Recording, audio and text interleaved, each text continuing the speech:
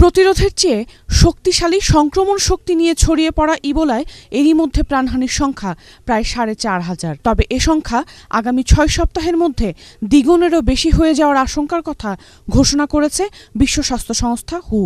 এমনকি সব দেশে এই রোগ শনাক্তের উপায়ও নেই বলে জানিয়েছেন হুর কর্মকর্তারা।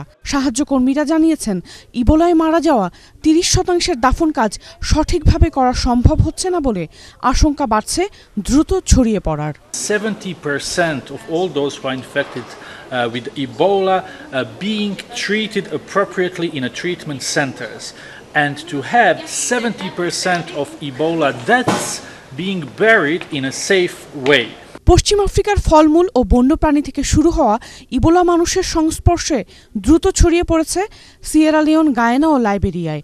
সীমানা অগ্রাহ্য করা এই প্রাণঘাতী রোগ এরই মধ্যে অন্যান্য দেশেও সংক্রমিত হতে শুরু করেছে। আফ্রিকার দেশগুলোতে সাহায্য করতে যাওয়া মানবাধিকার কর্মীদের মধ্যে মারা গেছে বেশ কয়েকজন। এদিকে পশ্চিম আফ্রিকার প্রাণহানির সংখ্যা বেড়ে যাওয়ায় এরই মধ্যে শুরু হয়েছে খাদ্য সংকট ও অর্থনৈতিক বিপর্যয়।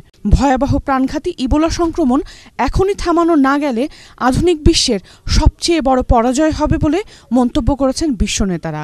যদিও যুক্তরাষ্ট্রে সংক্রমণের আশঙ্কা এখনও তীব্র নয়, তবুও বিশ্ববাসীকে রোগের হাত থেকে বাঁচাতে হলে দ্রুত শক্তিশালী পদক্ষেপ নিতে হবে বলে মন্তব্য করেছেন মার্কিন president Barack Obama. We're going to make sure that something like this is not repeated and that we are monitoring, supervising, overseeing in a much more aggressive way exactly what's taking place in Dallas initially, and making sure that the lessons learned are then transmitted to hospitals and clinics all across the country.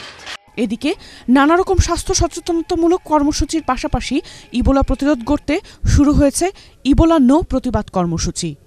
Sadia Mahjabin ইমাম, ATN Bangla.